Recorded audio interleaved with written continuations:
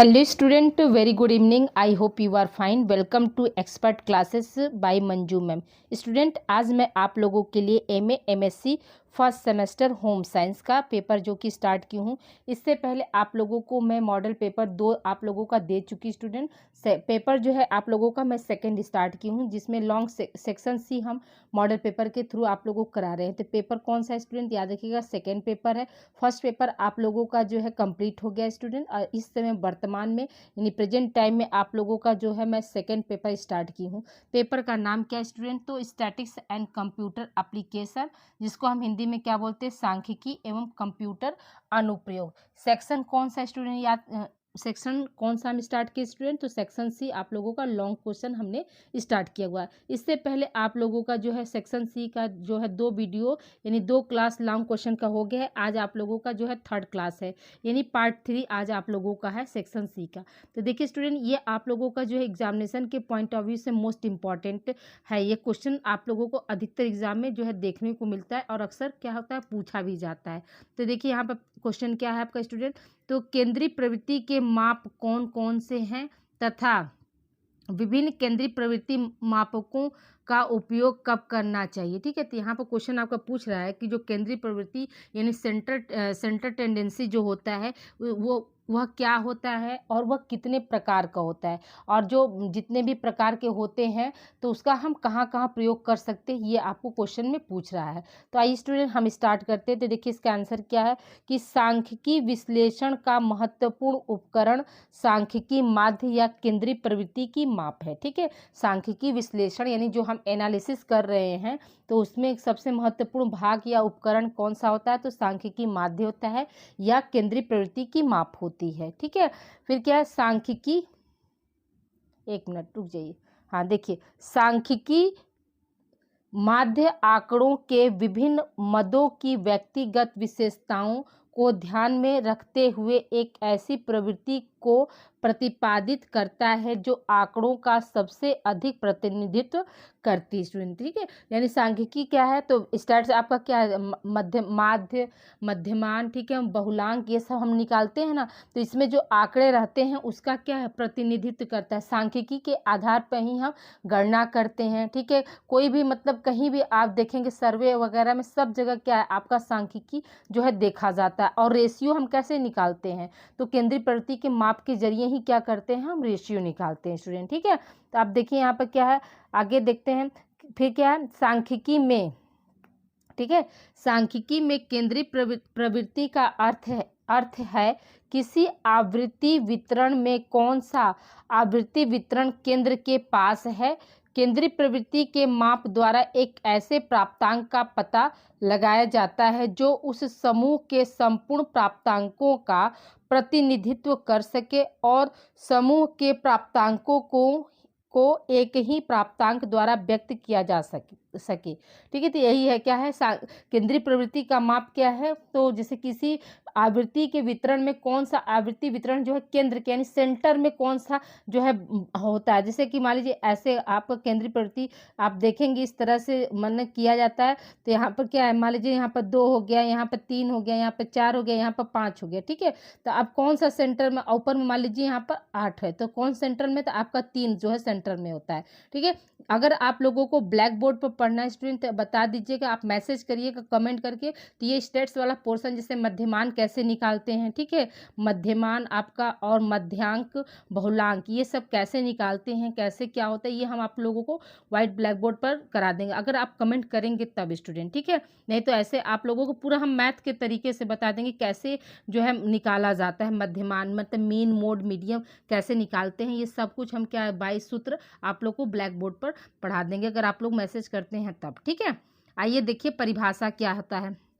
तो देखिए परिभाषा क्या है, तो सिम्पसन के अनुसार, ठीक है, सिम्पसन के अनुसार परिभाषा क्या है, तो देखिए यहाँ पर एक केंद्रीय प्रवृत्ति की माप वह विशिष्ट मूल्य है जिसके चारों तरफ अन्य अन्य अंक संगठित होते हैं, जो अंकों को 2 अर्थ भागों में विभाजित करता है। जो अंकों को क्या करता है, दो अर्थ भागों में क्या करता है, विभाजित करता है। उसी को हम क्या बोलते हैं, सेंटर टेंडेंसी बोलते हैं या केंद्रीय प्रवृत्ति के माप बोलते हैं। ठीक है, अगली परिभाषा देखिए क्या है। रॉस के अनुसार क्या है, केंद्रीय प्रवृत्ति का मान वह मान है जो कि सारे आंकड़ों का श्रेष्ठतम प्रतिनिधित्व करता है। ठीक है, सेंटर जो केंद्रीय प्रवृत्ति क्या होती है, तो उसका मान वह मान होता है जो क्या है, सारे आंकड़ों का मतलब एक जगह आंकड़ों को एकत्रित करके जो है श्रेष्ठतम प्रतिनिधित्व करता है। वही हमारा क्या है, सेंट्रल टेंडेंसी या केंद्रीय प्रवृत्ति के माप कहलाता है स्टूडेंट। ठीक है, अगली परिभाषा देखिए क्या है। बाउले के अनुसार क्या है, सांख्यिकी स्थिरांक संपूर्ण अंकों का विवरण एक प्रयास में समझने योग्य बनाता है। ठीक है, जो सांख्यिकी स्थिरांक होता है वो क्या है, संपूर्ण आंकड़ों का विवरण, मतलब एक ही प्रयास में, जैसे आप एक ही चीज को देखेंगे तो तुरंत आपको समझ में आ जाएगा, वही क्या है, आपका सांख्यिकी स्थिरांक होता है। और ये सांख्यिकी स्थिरांक हम किस में निकालते हैं स्टूडेंट, तो केंद्रीय प्रवृत्ति के माप के द्वारा हम इसको निकालते हैं। आई होप यहाँ तक परिभाषा आप लोगों को हो गया होगा।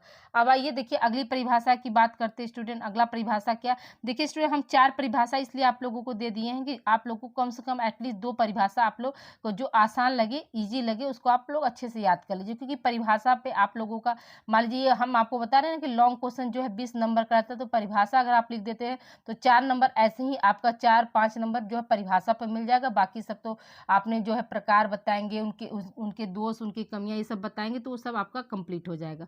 यानी 20 में आप लोग कम से कम एटलीस्ट जो है अच्छे से अगर लिखेंगे तो 17-18 नंबर तक आप लोगों को मिल जाता है। तो देखिए यहाँ पे क्या है, परिभाषा जो है आपका क्या है, MR स्पिगल के अनुसार क्या है, तो औसत एक मान है जो विशिष्ट या आंकड़ों के एक प्रारूप का प्रतिनिधित्व करता है। औसत क्या होता है, औसत एक मान होता है, यानी एवरेज जो हम निकालते हैं तो कैसे निकालते हैं, मध्यमान को ही रखकर एवरेज निकाला जाता है, मीन मीडियम। 3 तरह के आपके केंद्रीय प्रवृत्ति के माप होते हैं। ठीक है, तो जिसमें औसत हम कहाँ पर निकालते हैं, तो आपका जैसे मध्यमान, तो उसमें क्या है आपका, तो औसत एक मान है जो विशिष्ट या आंकड़ों के एक प्रारूप का प्रतिनिधित्व करता है। एक रेशियो निकालते हैं ना कि हाँ इतने में से इतने लोग ऐसे, तो उसी रेशियो के आधार पर हम क्या करते हैं, दिखाते हैं कि यहाँ पर ऐसे लोग की कैटेगरी है। ठीक है, जैसे किसी स्कूल में, किसी क्लासरूम में क्या करते हैं, लड़के लड़कियों का रेशियो निकाला जाता है, एक एवरेज निकाला जाता है पास होने के लिए। जैसे मान लीजिए 100 में क्या है, पासिंग मार्क क्या होता है, 33 होता है, तो 33 क्या हुआ, एक एवरेज निकाला गया कि जिसका 33 नंबर आएगा वो क्या है, पास होगा। ठीक है, तो ये 33 क्या हुआ, एक एवरेज, एक औसत निकाला गया। ओके, आगे बात करते हैं स्टूडेंट। अगला देखिए, अगले में क्या है हमारा, तो केंद्रीय प्रवृत्ति के विभिन्न मापों का अनुप्रयोग या उपयोग, ये आपका हेडिंग है। जैसा कि प्रश्न में आप लोगों को पूछा गया था कि केंद्रीय प्रवृत्ति का माप जो है कहाँ कहाँ हम प्रयोग करते हैं। ठीक है, तो केंद्रीय प्रवृत्ति की विभिन्न मापों के अनुप्रयोग या उपयोग, तो पहला माप कौन सा है, तो मध्यमान का उपयोग। हम मतलब मीन कहाँ पर प्रयोग करते हैं ये आपको बताया जा रहा है। तो मध्यमान का उपयोग निम्नलिखित बातों पर निर्भर करता है। यानी मध्यमान अगर हम मीन निकालें, मध्यमान को इंग्लिश में हम क्या बोलते हैं, मीन बोलते हैं। तो मीन अगर निकालते हैं तो उसके लिए क्या टर्म्स कंडीशन होने चाहिए। ठीक है, तो पहला टर्म्स कंडीशन क्या है, जब हम केंद्रीय प्रवृत्ति के लिए शुद्ध मान की आवश्यकता हो, जब हमें केंद्रीय प्रवृत्ति के लिए शुद्ध मान की आवश्यकता होती है तो हम मध्यमान की गणना करते हैं। ठीक है, केंद्रीय प्रवृत्ति में क्या करेंगे, जब हमें मतलब शुद्ध मतलब एग्जैक्ट रेशियो अगर चाहिए, एग्जैक्ट मान चाहिए, तब उस कंडीशन में क्या करते हैं, हम मध्यमान यानी मीन की गणना करते हैं। दूसरी कंडीशन क्या है, जब वितरण के समस्त, ठीक है, जब वितरण के समस्त प्राप्तांकों को समान रूप से महत्व दिया जाए तो मध्यमान की गणना की जाती है। यानी जो वितरण, जो डिस्ट्रीब्यूशन हुआ है, उससे जो भी प्राप्तांक मिले हैं उसमें क्या है, हमको एक समान गणना करना है, तब उस कंडीशन में हम क्या करेंगे, मध्यमान निकालते हैं। फिर तीसरा क्या है, यदि हमें दो या तीन श्रृंखला की केंद्रीय प्रवृत्ति की तुलना करनी है तो हमें मध्यमान की गणना करनी है। ठीक है, यदि हम क्या है 2 या 3 श्रृंखला की जो केंद्रीय प्रवृत्ति की तुलना अगर हम आपस में करते हैं तो उस समय क्या करते हैं, उस समय हम मध्यमान की गणना करते हैं। चौथा क्या है स्टूडेंट आपका, तो चौथा कंडीशन क्या होता है कि जब मध्यमान की जब मध्यमान की सहायता से बहुलांक, मानक विचलन आदि की गणना करनी हो तब उस समय भी क्या करते हैं हम जो है मध्यमान निकालते हैं। यानी बहुलांक और मध्यांक ये दोनों की अगर गणना करना या विचलनशीलता निकालनी है तो उस समय क्या करते हैं, पहले मीन निकाल कर तब हम बहुलांक निकालते हैं, तभी क्या है विचलनशीलता वाले माप निकालते हैं। अगला अगला देखिए पॉइंट क्या है, कंडीशन क्या है कि जब प्राप्तांक केंद्र बिंदु के चारों ओर व्यवस्थित एवं सामान्य रूप से वितरित हो तब उस कंडीशन में भी क्या करते हैं हम मध्यमान निकालते हैं। फिर क्या है, जब अंक वितरित पूर्ण हो, यानी जो अंकों का वितरण जो है कंप्लीट होता है उस कंडीशन में भी क्या करते हैं हम मीन ही निकालते हैं। ठीक है, ये सब क्या थे, ये आपके जो है मीन से संबंधित ये सारी जो है परिभाषाएं थे स्टूडेंट। ठीक है, ये मीन से संबंधित क्या है आपके सारे परिभाषा और कंडीशन था, सॉरी परिभाषा नहीं कंडीशन था कि कब हम मध्यमान का प्रयोग करेंगे यानी मीन का प्रयोग करें। अब आइए हम दूसरी तरफ चलते हैं। दूसरा है हमारा क्या है, दूसरा है कि मध्यांक का उपयोग। मध्यांक का उपयोग हम कहाँ करते हैं, ठीक है, मीडियन का कहाँ उपयोग करते हैं। तो मध्यांक का प्रयोग निम्नलिखित बातों पर निर्भर करता है। जैसे क्या है कि जब अंकों का वितरण विकृत या असामान्य, यानी जो अंक हैं वो उसमें क्या है, उसमें समानता ना हो, उसमें कुछ ना कुछ फ्लक्चुएशन पाया जाए यानी असमानता पाया जाएगा, उस कंडीशन में क्या है हम मध्यांक का प्रयोग करेंगे। ठीक है, दूसरा क्या है, जब आवश्यकता के अनुसार जल्दी ही केंद्रीय प्रवृत्ति को जानना हो, केंद्रीय प्रवृत्ति के माप को जानना हो आवश्यकता के अनुसार, तब उस कंडीशन में क्या करते हैं हम मध्यांक का प्रयोग करते हैं। अगला कंडीशन क्या है कि जब मध्यांक, ठीक है, जब मध्यांक की सहायता से बहुलक की गणना करनी हो तब आपका क्या होता है स्टूडेंट, तब ये जो है मध्यांक की हम लेते हैं। ठीक है, तीसरा कंडीशन क्या है, जब वितरण के वास्तविक मध्य बिंदु की आवश्यकता हो, यानी हम वितरण कर रहे हैं उसको बांट रहे हैं तो अगर वास्तविक मध्य बिंदु की आवश्यकता पड़ती तब हम मध्यांक का क्या करते हैं लेते हैं। ठीक है, अगला क्या है कि जब ऐसी स्थिति की जानकारी करनी हो जहां शुद्ध विचलन का प्रयोग सबसे कम हुआ हो। ठीक है, शुद्ध विचलन का प्रयोग क्या है सबसे कम हुआ हो, उस कंडीशन में क्या करते, उस कंडीशन में हम मध्यमान की गणना करते हैं। ठीक है, अब देखिए हम बहुलक की बात करते हैं। बहुलक यानी बहुलांक हम कहाँ पर इस्तेमाल करेंगे, कब बहुलांक का हम प्रयोग करते हैं। तो देखिए यहाँ पर क्या बहुलक का प्रयोग निम्नलिखित बातों पर निर्भर करता है। पहला क्या क्या कंडीशन है आपका, तो देखिए यहाँ पे पहला कंडीशन दिया है स्टूडेंट कि जब केंद्रीय प्रवृत्ति की माप बहुत ही शीघ्रता से तथा केवल अनुमान मात्र की जानकारी प्राप्त करनी हो तो बहुलक ज्ञात करना बहुत आसान हो जाता है। यानी जानकारी जो हमको लेना है स्टूडेंट वह क्या है, वह सिर्फ नाम मात्र का लेना है, यानी एक अनुमान हमने लगा दिया और उसी अनुमान के अनुसार हमको क्या करना है जानकारी लेना है, तब उस समय क्या करते हैं हम बहुलक का उपयोग करते हैं। ठीक है, अगला पॉइंट हमारा क्या कंडीशन कह रहा है स्टूडेंट, दूसरा देखिए। तो दूसरा है, जाने से पहले स्टूडेंट आप लोगों से एक हम्बल रिक्वेस्ट है कि आप लोग प्लीज़ वीडियो को जो है लाइक कर दीजिए, वीडियो को शेयर कर दीजिए। अगर आप पहली बार देख रहे हैं तो चैनल को सब्सक्राइब करके बेल आइकन का प्रेस बटन दबा देंगे। और आप याद रखिएगा कि आप अभी फर्स्ट सेमेस्टर में जुड़े हैं स्टूडेंट, तो आपको हम चारों सेमेस्टर यानी 4th सेमेस्टर तक टोटल आप लोगों को मैं मॉडल पेपर के थ्रू क्वेश्चन आप लोगों को मैं सॉल्व कराऊंगी स्टूडेंट। ठीक है, ये पूरी मेरी जिम्मेदारी है। अब आइए बात करते हैं हम अगले कंडीशन पर कि जब अंकों का वितरण पूर्ण रूप से अपूर्ण हो, अर्थात वितरण प्रणाली के कुछ अंक या वर्गांतर छूट गए हों, तो यही क्या, तब उस कंडीशन में क्या करते हैं, तब उस कंडीशन में हम बहुलांक का प्रयोग करते हैं। फिर क्या है, व्यापार तथा वाणिज्य आदि जगहों पर बहुलक को बहुत ज़्यादा प्राथमिकता प्रदान की जाती, तो उस कंडीशन में क्या करते हैं, उस कंडीशन में भी हम बहुलांक का जो है प्रयोग करते हैं। आइए अब हम अगले पॉइंट की तरफ चलते हैं स्टूडेंट। अगला पॉइंट हमारा क्या, गुणोत्तर मध्यमान होगा स्टूडेंट। ठीक है, गुणोत्तर यहाँ पर देखिए थोड़ा सा टाइपिंग मिस्टेक, माध्य होगा। ठीक है, माध्यम नहीं होगा, माध्य होगा। गुणोत्तर माध्य या मध्यमान का प्रयोग कहाँ हम करते हैं? तो गुणोत्तर मध्यमान का प्रयोग उन स्थानों पर किया जाता है जहाँ किसी घटना के बढ़ते हुए क्रम का अध्ययन करने की आवश्यकता होती है या किसी चल राशि के संबंध में होने वाले उतार चढ़ाव की आवश्यकता होती है। ठीक है, जो गुणोत्तर माध्य क्या होता है? तो गुणोत्तर मध्यमान का प्रयोग उन स्थानों पर किया जाता है जहाँ पर किसी घटना के मतलब बढ़ते क्रम, यानी वो घटना क्या हो रही है, रुक नहीं रही है, कम नहीं हो रही, उसका जो है जो क्रम है वो बढ़ता ही जा रहा है, तब वहाँ पे क्या करते हैं, तब हम वहाँ पर गुणोत्तर माध्य का प्रयोग करते हैं। फिर पांचवा क्या है? हरात्मक माध्यम मध्यमान होगा, इसमें माध्यम नहीं होगा। ठीक है, यहाँ भी या तो माध्य होगा या तो मध्यमान, दोनों में से या तो दोनों कहेंगे या तो फिर माध्य कहेंगे या फिर मध्यमान कहेंगे, मध्यमान। ठीक है, ये थोड़ा सा टाइपिंग मिस्टेक है, इसको आप लोग सही कर लीजिए।